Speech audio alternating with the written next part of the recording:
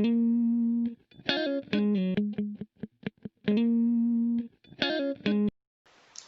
long years of Honorable Kerala Chief Minister Pinarayi Vijayan's government is about to end.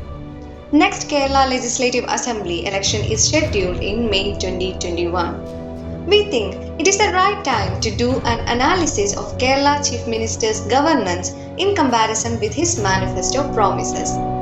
Under 10 criteria: education, healthcare, economy, agriculture and food security, women empowerment, environment, tourism, infrastructure, disaster management, and international recognitions. Let's check whether he did justice to his manifesto. Yes, let us consider the education first. In manifesto, CM proposed that classes from 8 to 12 will be made high-tech. In reality, under the mission Podu Vidyabhyasa Samrakshana Yajna, classes from 1 to 12 are being made high-tech. And by providing 3 lakh digital equipment including laptops, projectors, webcams and printers, Kerala has become the first state to have high-tech classrooms in all public schools. The second promise in manifesto, universities to be made centers of excellence. In reality, a 240 crore project plan submitted by CUSAT handed over to KIFBI for consideration. Plans of other universities are only under preparation, but in addition, Pinarayi made 90 schools as the center of excellence for boosting public education. It is commendable. In manifesto, CM promised to upgrade 3 medical colleges to the status of AIIMS. In reality, the upgrade has been started as part of ARDREP project. Secondly, manifesto promised to double the staff strength in health sector. In reality, 1,301 posts in health department and 1,399 posts on health education were created.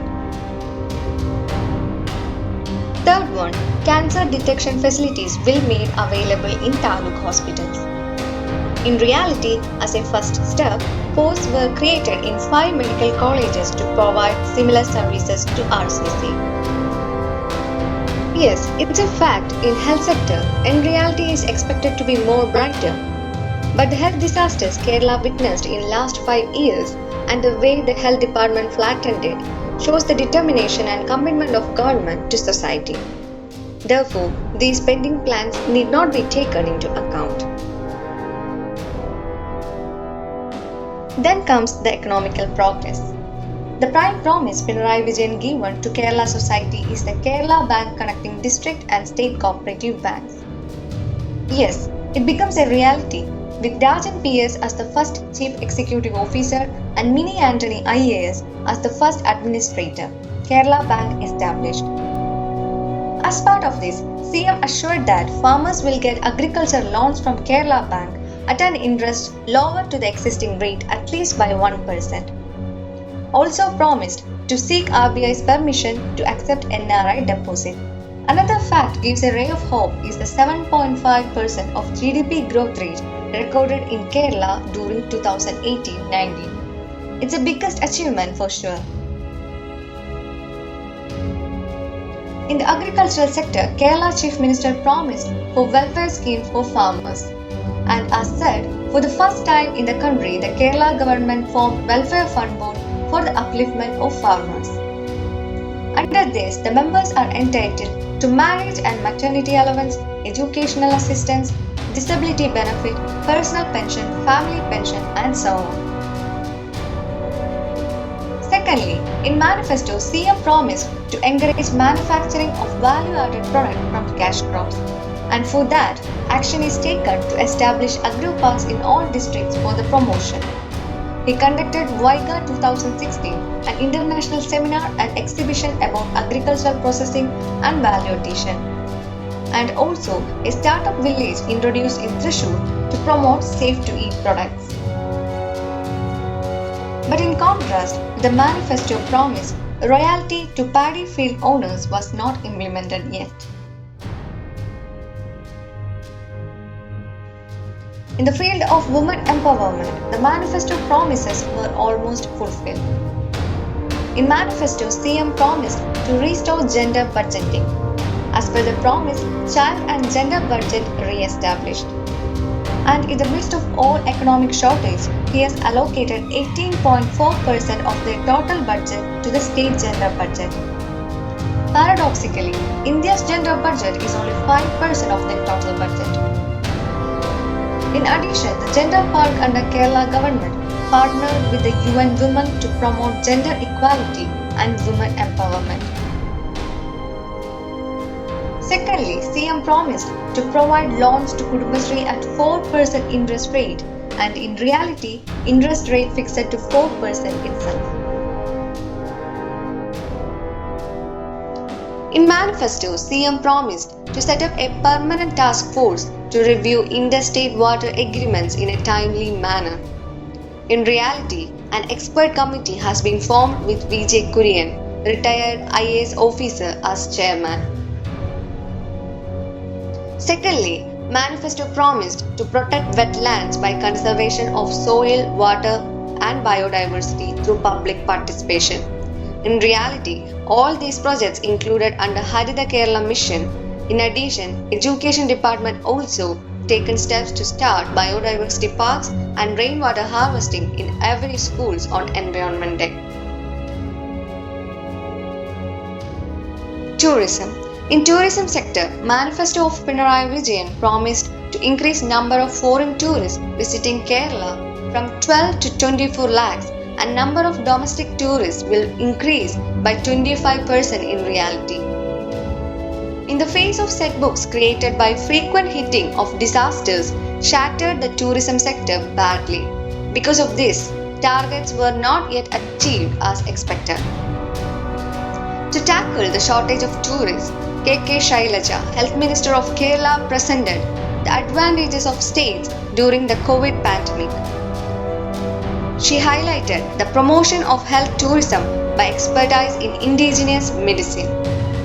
The tourism department uplifts the medical value of God's own country to attract tourists. Infrastructure. The prime promises in the manifesto of CM is the completion of natural gas pipeline and reviving of Keltron. In reality, GAIL has completed the work of Kochi to Mangalore natural gas pipeline. Natural gas will be supplied through the pipeline after commissioning. And the Kerala government-owned public sector company switches to the production of medical devices timely and is under the path of development. Secondly, manifesto promised to make national highways to be 4-lane.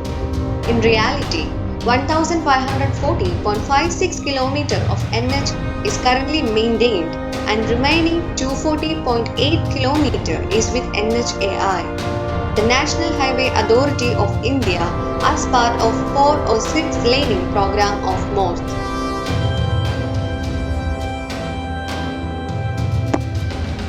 The most important criteria to be considered, the disaster management. Kerala has no painful history of frequent tragedies, but the past 5 years contrast with this perspective. Frequent floods, landslides, epidemics, cyclones constantly tortured Kerala.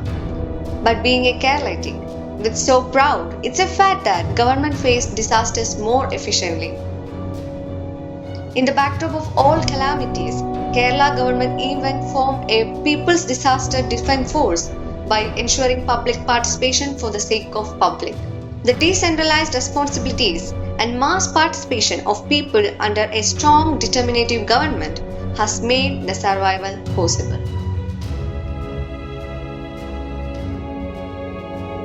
Mainly, the unique way Kerala government has implemented to tackle the disasters attracted the attention of the world. Even the BBC News, Arab News, national dailies discussed and praised the Kerala model.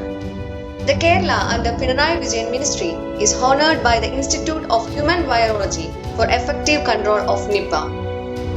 Ranked first in Sustainable Development Index of Niti Aayog as well. Kerala was adjudged as Best Governed State in Public Affairs Index 2020. Kerala also won a UN Interagency Task Force Award for Prevention and Control of Non-Communicable Diseases. Kerala Health Minister KK Shailaja was honored by UN for the strategies adopted by state to seize COVID transmission. In short, the last 5 years have been a time of great national and international recognitions. The last 5 years, Kerala was ceaselessly affected by disasters. It is, of course, a Herculean task to implement good governance in such shattered days.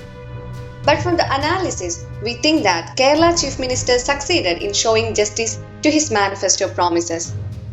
Of course, there are some gaps to be filled. 4 more months are left. Let the remaining goals be reached.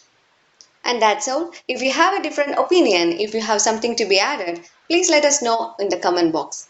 Thank you.